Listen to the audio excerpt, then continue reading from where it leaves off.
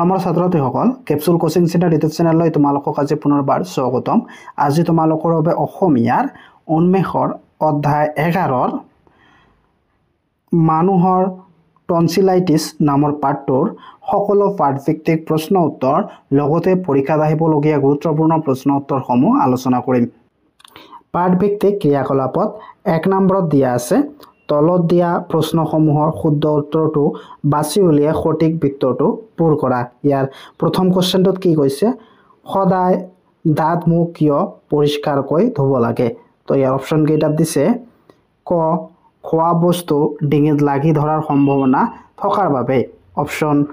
খত দিয়া আছে বীজাণুৱে বাল হোৱাৰ সম্ভাৱনা থকাৰ বাবে, আৰু অপশ্যন গত দিয়া আছে শুকান কাহ হোৱাৰ সম্ভাৱনা থকাৰ বাবে, আৰু অপশ্যন খত দিয়া আছে ডিঙিত বগা চামনি পৰাৰ সম্ভাৱনা থকাৰ বাবে। তো ইয়াৰ ভিতৰত শুদ্ধ হ'ব অপশ্যন খ বীজাণুৱে বাল হোৱাৰ সম্ভাৱনা থকাৰ বাবে। তো তোমালোকে খ বিত্তৰটো এনেদৰে পূৰ কৰি দিবা। যেহেতু খ অপশ্যনটো শুদ্ধ হ'ব সেইকাৰণে খ অপশ্যনটো তোমালোকে পূৰ কৰি দিবা। তাৰপিছত দ্বিতীয় কুৱেশ্যনটোত দিয়া আছে মন্টি আৰু জন্টিৰ মনটো কিয় বেয়া লাগি আছিল? তো ইয়াৰ অপশ্যন কেইটাত দিছে, ক মাইনুৰ জ্বৰ আৰু ডিঙিৰ বিষ হোৱাৰ বাবে। অপশ্যন খত দিয়া আছে নয়ন খুৰাই আইচক্ৰীম খুৱাব বাবে। অপশ্যন গত দিয়া আছে মাইনু স্কুললৈ নোযোৱাৰ বাবে, আৰু অপশ্যন খত দিয়া আছে পেহীয়েকে সিহঁতৰ ধমকি দিয়াৰ বাবে। তো ইয়াৰ ভিতৰত শুদ্ধ অপশ্যনটো হ'ব, অৰ্থাৎ শুদ্ধ উত্তৰটো হ'ব অপশ্যন ক মাইনুৰ জ্বৰ আৰু ডিঙিত বিষ হোৱাৰ বাবে। তো তোমালোকে ক বিত্তৰটো এনেদৰে ভালদৰে পূৰ কৰি দিবা। তাৰপিছত 2 নম্বৰ কুৱেশ্যনত কি কৈছে, তুমি ওপৰৰ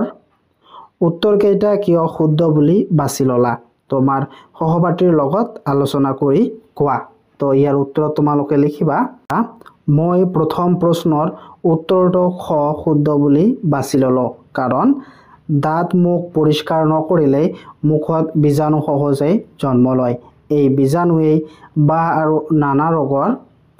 সৃষ্টি কৰে। ইয়াৰ ফলত আমাৰ দাঁত ক্ষয়,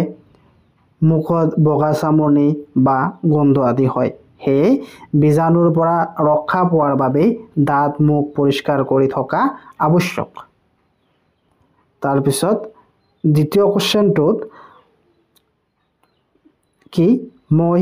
দ্বিতীয় তোমালোকে এনেদৰে লিখিবা, মই দ্বিতীয় প্ৰশ্নৰ উত্তৰটো ক অপশ্যনটো শুদ্ধ বুলি বাছি ল'লোঁ, কাৰণ পাঠটোত স্পষ্টকৈ কোৱা হৈছে যে মাইনু অসুস্থ হৈছিল, তেওঁৰ জ্বৰ আছিল আৰু ডিঙিত বিষ আছিল। সেই কথা শুনি মন্টি আৰু জন্টিৰ মনটো বৰ বেয়া লাগিছিল। সিহঁতে মাইনুৰ সৈতে খেলিবলৈ পোৱা নাছিল আৰু তাইৰ কষ্টত দুখী হৈছিল। তো তোমালোকে এনেদৰে লিখিবা। তাৰপিছত 3 নম্বৰ কুৱেশ্যনত দিয়া আছে শব্দ কিছুমান দিয়া আছে, ইয়াৰ আৰু এইফালে অৰ্থ দিয়া আছে, তোমালোকক শব্দ অৰ্থ মিলাব লাগে। প্ৰথমটো কি দিয়া আছে, সাৰ্থক। ইয়াৰ এইটো কাৰ লগত মিলিব, সাৰ্থক হ'ব উদ্দেশ্য সিদ্ধি হোৱা বা সফল। তাৰপিছত কি দিয়া আছে, খুক খুকাই, এইটো হ'ব কি বৰকৈ মুখ নেমেলাকৈ মাৰা হাঁহি। তাৰপিছত গ্ৰন্থি, এইটো হ'ব জীৱৰ কোষৰ পৰা, এইটো গ্ৰন্থিটো কি হ'ব জীৱৰ কোষৰ পৰা হৰমন ওলোৱা অংশ। তাৰপিছত দিয়া আছে আক্ৰমণ, এইটো হ'ব আক্ৰমণটো হ'ব পীড়িত। তাৰপিছত চামনি হ'ব বস্তুৰ ওপৰত পৰা তৰপ। চামনি কি হ'ব, বস্তুৰ ওপৰত পৰা তৰপ। তাৰপিছত পটকৈ, এইটো হ'ব অতি কম সময়ৰ ভিতৰত বা লৰালৰিকৈ। তাৰপিছত বাত বিষ, এইটো হ'ব শৰীৰত জোৰা উকোহা এবিধ ৰোগ।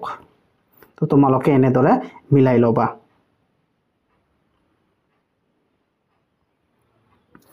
তাৰপিছত 4 নম্বৰ কুৱেশ্যনত দিয়া আছে তলত দিয়া প্ৰশ্নবোৰৰ উত্তৰ কোৱা আৰু লিখা। ইয়াৰ ক নম্বৰ কুৱেশ্যনটো হৈছে মাইনু স্কুললৈ কিয় যোৱা নাছিল? তো ইয়াৰ উত্তৰত তোমালোকে লিখিবা, মাইনু স্কুললৈ জ্বৰ আৰু ডিঙি বিষৰ কাৰণে যোৱা নাছিল। তাৰপিছত খ নম্বৰ কুৱেশ্যনত দিয়া আছে মাইনুক ঠাণ্ডা পানী খাবলৈ কিয় মানা কৰা হৈছিল তো ইয়াৰ উত্তৰত তোমালোকে লিখিবা ঠাণ্ডা বস্তু খালে মাইনুৰ টনচিলৰ বিষ আৰু জ্বৰ বাঢ়ি যাব পাৰে বুলি ভাবি ডাক্তৰ পেহীয়ে মাইনুক ঠাণ্ডা পানী খাবলৈ মানা কৰা হৈছিল তাৰপিছত গ নম্বৰ প্ৰশ্ন দিয়া আছে মাইনুক কোনে জোকাইছিল তো ইয়াৰ উত্তৰ তোমালোকে লিখিবা মাইনুক মন্টি আৰু জন্টিয়ে জোকাইছিল তাৰপিছত ঘ নম্বৰ প্ৰশ্নত দিয়া আছে টনচিল কি তো ইয়াৰ উত্তৰ তোমালোকে লিখিবা টনচিল হল এটা গ্ৰন্থি আমাৰ শৰীৰৰ কামত অহা অংশ ইহঁতে আমাৰ দেহটোক ৰোগৰ আক্ৰমণৰ পৰা ৰক্ষা কৰে কেতিয়াবা ইহঁতো নিজে বীজাণুৰ দ্বাৰা আক্ৰমণ হয় তেতিয়া ইহঁত উকহি উঠে ৰঙা পৰে আৰু বিষায় টনচিলৰ অসুখ হ'লেই জ্বৰ উঠে আৰু ডিঙিৰ বিষ হয় তো ইয়াকে টনচিলাইটিছ বুলি কোৱা হয় ইয়াকে টনচিল বুলিও কোৱা হয় তাৰপিছত 9 নম্বৰ কোৱেশ্চনত দিয়া আছে টনচিলাইটিছ হোৱাৰ মূল কাৰণ কি তো ইয়াৰ উত্তৰত তোমালোকে লিখিবা মুখৰ ভিতৰখন পৰিষ্কাৰ নকৰা হাত পৰিষ্কাৰ নথকা আৰু বতাহত বীজাণুৰ সংক্ৰমণৰ সম্ভাৱনা হোৱাই এই অসুখ হোৱাৰ মুখ্য কাৰণ গতিকে পুৱা গধূলি সদায় হাত মুখ পৰিষ্কাৰকৈ ধুব লাগে আৰু হাত পৰিষ্কাৰকৈ ৰাখিব লাগে তাৰপিছত 6 নম্বৰ কোৱেশ্চনত দিয়া আছে টনচিলাইটিছ বীজাণু শৰীৰত কেনেদৰে প্ৰৱেশ কৰে তো ইয়াৰ উত্তৰত তোমালোকে লিখিবা টনচিলাইটিছ বীজাণু কেতিয়াবা মুখৰ ভিতৰখন পৰিষ্কাৰ কৰি নথলেও বীজাণুৱে বাহ ল'ব পাৰে তাৰপিছত 5 নম্বৰত দিয়া আছে তলত দিয়া প্ৰশ্নকেইটাৰ উত্তৰ আলোচনা কৰি কোৱা আৰু লিখা ইয়াৰ ক নম্বৰ কোৱেশ্চনটো হৈছে টনচিলাইটিছ হলে আমাৰ শৰীৰত কি লক্ষণে দেখা দিয়ে তো ইয়াৰ উত্তৰত তোমালোকে লিখিবা টনচিলাইটিছ হলে আমাৰ শৰীৰত বিভিন্ন লক্ষণ দেখা যায় যেনে জ্বৰ আৰু ডিঙিত বিষ হোৱা তাৰপিছত খ নম্বৰ কোৱেশ্চনত দিয়া আছে টনচিলাইটিছৰ পৰা হাত সাৰি থাকিবলৈ আমি কেনে ধৰণৰ সাৱধানতা ল'ব লাগে তো ইয়াৰ উত্তৰত তোমালোকে লিখিবা টনচিলাইটিছৰ পৰা হাত সাৰি থাকিবলৈ আমি বিভিন্ন ধৰণৰ সাৱধানতা ল'ব লাগে যেনে পুৱা গধূলি সদায় হাত মুখ পৰিষ্কাৰকৈ ধুব লাগে হাত পৰিষ্কাৰ ৰাখিব লাগে আৰু ঠাণ্ডা বস্তু খোৱা নিষেধ কৰিব লাগে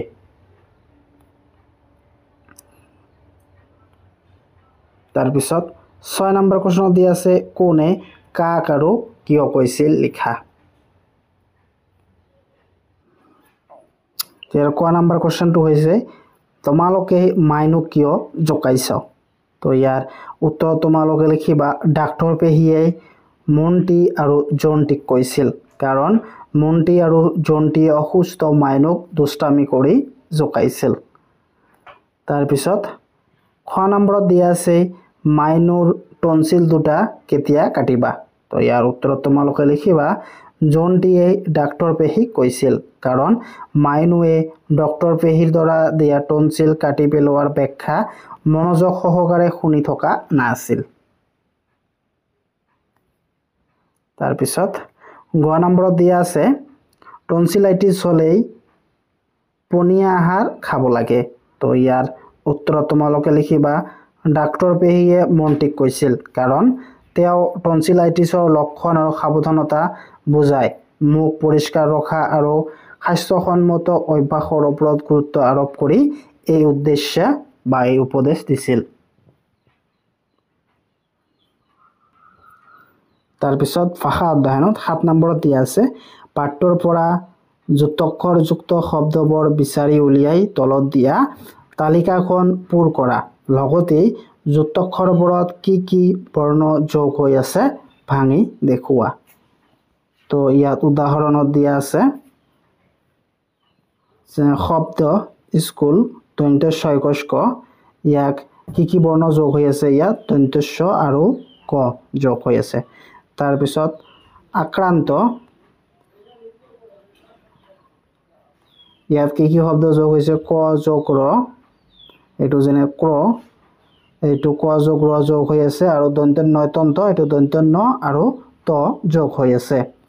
তাৰ পিছত এইটো উদাহৰণ তাৰ পিছত উত্তৰ তোমালোকে এনেদৰে লিখিবা ঠাণ্ডা ইয়াত কি মধ্যাহ্ন আৰু ড যোগ হৈ আছে তাৰ পিছত অসম্ভৱ ইয়াত কি ম আৰু ভ যোগ হৈ আছে তাৰ পিছত জ্বৰ জয় ব ইয়াত জ আৰু ব যোগ হৈ আছে তাৰ পিছত অৱস্থা ইয়াত কি দন্ত খ আৰু হ যোগ হৈ আছে তাৰ পিছত বন্ধ ইয়াত কি যোগ হৈ আছে দন্ত ন আৰু ধ যোগ হৈ আছে তাৰ অশান্তি তো ন যোগ ত যোগ হৈ আছে ইয়াত দন্ত নয় তন্ত তাৰ পিছত 8 নম্বৰত দিয়া আছে তলত দিয়া দফা দুটাৰ উপযুক্ত স্থানত জ্যোতি চিহ্ন বহুৱা আৰু পৰা তো তোমালোকে এনেদৰে জ্যোতি চিহ্নবোৰ ব্যৱহাৰ কৰিবা ইয়াত প্ৰথমে জ্যোতি চিহ্ন হ'ব বীজাণুবোৰ আমাৰ উশাহৰ ভিতৰলৈ সোমাই কেতিয়াবা মুখৰ ভিতৰখন পৰিষ্কাৰ কৰি নথলেও ইয়াতো এটা জ্যোতি চিহ্ন হ'ব নথলেও বীজাণুৱে বাল হ'ব পাৰে ইয়াত তাৰি হ'ব গতিকে পুৱা গধূলি সদায় দাঁত মুখ পৰিষ্কাৰকৈ ধুব লাগে টনচিলাইটিছ হলে ডিঙিৰ ভিতৰখন বিষায় ইয়াত দাৰি দিবা যিকোনো বস্তু খালে ডিঙিত লাগি ধৰা যেন লাগে জ্বৰ থাকে শুকান কাহ হয় বা জিভাখনত বগা চামনিৰ পৰিব পাৰে তাৰ পিছত খ নম্বৰ কোৱেশ্চনত দিয়া আছে মুখ গোন্ধাই বুলি কোৱাৰ লগে লগে মনটিয়ে মাইনুক চিঞৰি ক'লে মাইনু মই কওঁ নহয় সদায় দাঁত ব্ৰাছ কৰি মুখ পৰিষ্কাৰ কৰি ধুব লৈ এতিয়া মজা পাইছা ডাক্তৰ পেহী আৰু তাৰ পাছত কোৱা তো ইয়াৰ উত্তৰত তোমালোকে লিখিবা মুখ গোন্ধাই বুলি কোৱাৰ লগে লগে মনটিয়ে মাইনুক চিঞৰি ক'লে মাইনু মই কওঁ নহয় সদায় দাঁত ব্ৰাছ কৰি মুখ পৰিষ্কাৰ কৰি ধুবলৈ এতিয়া মজা পাইছা ডাক্তৰ পেহী তাৰ পাছত কোৱা তাৰ পিছত 9 নম্বৰত দিয়া আছে তলত দিয়া শব্দকেইটা প্ৰয়োগ কৰি বাক্য ৰচনা কৰা ইয়াত প্ৰথমটো আছে বীজাণু এইটো বাক্য ৰচনা কৰিব লাগে বীজাণু সংক্ৰমণৰ ফলত মানুহৰ নানা ধৰণত আক্ৰান্ত হয় তাৰ পিছত সাৰ্থক তো এইটো দিব বাক্য বনাব লাগে স্বাস্থ্য সজাগতাৰ বাৰ্তা প্ৰচাৰত স্কুলখনৰ উদ্যম সাৰ্থক হৈছে তাৰ পিছত পৰিষ্কাৰ সুস্থ থাকিবলৈ সদায় হাত মুখ পৰিষ্কাৰ ৰখা উচিত তাৰ পিছত আক্ৰান্ত মনটিয়ে ভাইৰাছত আক্ৰান্ত হৈ বিছনাত পৰি আছে তাৰ পিছত অসুখ স্বাস্থ্যসন্মত জীৱন যাপন কৰিবলৈ বহু ধৰণৰ অসুখৰ পৰা ৰক্ষা পোৱা যায় তাৰ পিছত ঠাণ্ডা টনচিলাইটিছ হলে ঠাণ্ডা পানী খাব নালাগে তাৰ পিছত 10 নম্বৰত দিয়া আছে তলত দিয়া শব্দ শৃংখলটো পূৰ্ণ কৰা প্ৰয়োজন সাপেক্ষে পাঠৰ সহায় লবা তো ইয়াত প্ৰথমটো যেনেদৰে কি দিয়া আছে ভাইৰাছ তাৰ পিছত আইসক্ৰীম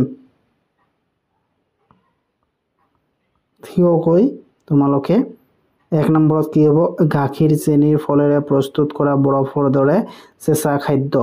দেহৰ এটা সমৰ্থক শব্দ এইবিলাক তোমালোকে হোমৱৰ্ক থাকিল তোমালোকে ঘৰত বহিত লিখি লবা তো এইখিনি তোমালোকে ইয়াতো লিখিব পাৰা ইয়াত কি বৰণ তাৰ পিছত শৰীৰ জ্বৰ ধমকি এনেদৰে তোমালোকে লিখিবা ৰঙা তো ইয়াত দেখা যেনেদৰে দেখুৱা আছে এনেদৰে লিখিবা তাৰ পিছত 11 নম্বৰত দিয়া আছে তলত দিয়া ধাতু ৰূপবোৰৰ লগত বিভক্তি যোগ কৰি ক্ৰিয়াপদ গঠন কৰা যেনে ইয়াত আছে দি যোগ ও কি হ'ব দিও তাৰ পিছত হা যোগ এ এইটো কি হ'ব হাঁহে তাৰপিছত উৰ যোগ আ উঠা ধৰ যোগ এ ধৰে পৰ যোগ এ পৰা তাৰপিছত পৰ যোগ অ পৰ এনেদৰে তোমালোকে লিখিবা তাৰপিছত 12 নম্বৰত দিয়া আছে তলত দিয়া বাক্য কেইটা ক্ৰিয়াপদবোৰত কি ক্ৰিয়া বিভক্তি যোগ হৈ আছে লিখা তো ক নম্বৰত দিয়া আছে ৰোগত আক্ৰান্ত হলে আমাৰ শৰীৰ দুৰ্বল হৈ পৰে তো ইয়াত ক্ৰিয়া কি আছে পৰ যোগ এ পৰে তাৰপিছত তুমি কিতাপখন পঢ়া তো ইয়াত পঢ়াটো হ'ব ক্ৰিয়া পৰ যোগ অ পঢ়া তাৰপিছত 9 নম্বৰত দিয়া আছে ৰোগ হলে চিকিৎসা কৰাব লাগে তো ইয়াত লাগেটো হ'ব কি লাগ যোগ এ লাগে তাৰপিছত জ্ঞান সম্প্ৰসাৰণত 13 নম্বৰত দিয়া আছে তলত আলোচনা কৰি কোৱা আৰু লিখা ক নম্বৰত কি কৈছে তলত দিয়া ছবিখনত কি দেখিছা তো ইয়াৰ 1 নম্বৰ ছবিটোত দেখিছো ছবিখনত হাত ধোৱাৰ বাবে পানী চলি আছে তাৰপিছত 2 নম্বৰৰ ছবিখনত কি হাতত সাবন লগোৱা হৈছে 3 নম্বৰটো কি হৈছে হাত ভালদৰে সাবন দি মাখি ধোৱা হৈছে আৰু 4 নম্বৰটো হাতখন পানীৰে পৰিষ্কাৰ কৰা হৈছে এই ছবিখনত হাত পৰিষ্কাৰ কৰা সঠিক প্ৰক্ৰিয়া আৰু হাত কেনেকৈ ধোৱা হয় হেয়া দেখুওৱা হৈছে খ কি কৈছে খত জুইয়ে পুৰিলে কি ব্যৱস্থা গ্ৰহণ কৰিব লাগে তো ইয়াত 1 নম্বৰটো হ'ব বিশ্ৰাম লোৱা আৰাম কৰিব লাগে যাতে শৰীৰে আৰোগ্য লাভ কৰে 2 পানী খোৱাটো বেছি কৰা জ্বৰত শৰীৰৰ পানীৰ ঘটনি হয় হেয়ে পৰ্যাপ্ত পানী খাব লাগে ঔষধ সময়মতে খোৱা ডাক্তৰৰ প্ৰেছক্ৰিপশ্যন অনুসৰি ঔষধ খাব লাগে 4 সুস্থ পৰিৱেশত থকাৰ ব্যৱস্থা কৰা ঘৰত পৰিষ্কাৰ সুতৰা শীতল আৰু আৰামদায়ক পৰিৱেশত থাকিব লাগে তাৰপিছত 14 নম্বৰত কি কৈছে ধৰি লোৱা বিদ্যালয়ত থকা অৱস্থাত হঠাৎ তোমাৰ জ্বৰ আৰু মূৰৰ বিষ হ'ল গতিকে তুমি ঘৰলৈ যাবলৈ অনুমতি বিচাৰি বিদ্যালয়ৰ প্ৰধান শিক্ষক অথবা শিক্ষয়িত্ৰীলৈ এখন আবেদন লিখা তো তোমালোকে যদি কোনোবা দিন জ্বৰত পৰি যোৱা তো তোমালোকে কেনেদৰে আবেদন লিখিবা ছুটি বিচাৰি তো তোমালোকে এনেদৰে লিখিবা প্ৰথমে লিখিবা প্ৰতি তাৰপিছত মাননীয় প্ৰধান শিক্ষক মহোদয় তাৰপিছত না যদি শিক্ষকৰ নাম দিব বিচাৰা নামো দিব পাৰা তাৰপিছত তাৰিখ দিবা তোমাৰ যেদিনা লিখিবা সেদিনা তাৰিখ দিবা বিষয় জ্বৰ আৰু মূৰৰ বিষ হোৱাৰ কাৰণে ছুটি বিচাৰি আবেদন যদি তোমাৰ বেলেগ বেমাৰ হয় তোমালোকে ইয়াত বেলেগ বেমাৰ বুলিও লিখি দিব পাৰা তাৰপিছত মহোদয় কি লিখিবা বিনীত নিবেদন আজি বিদ্যালয়ত উপস্থিত থাকোতেই মোৰ হঠাৎ জ্বৰ আৰু মূৰৰ বিষ হোৱাৰ বাবে বিদ্যালয়ত উপস্থিত থাকিব নোৱাৰিম গতিকে দয়ালু মহোদয় দয়া কৰি মোৰ ছুটি মঞ্জুৰ কৰি দিয়ে যেন সেয়ে মোৰ আপোনাৰ ওচৰত সৰল প্ৰাৰ্থনা জনালো আপোনাৰ একান্ত ছাত্ৰ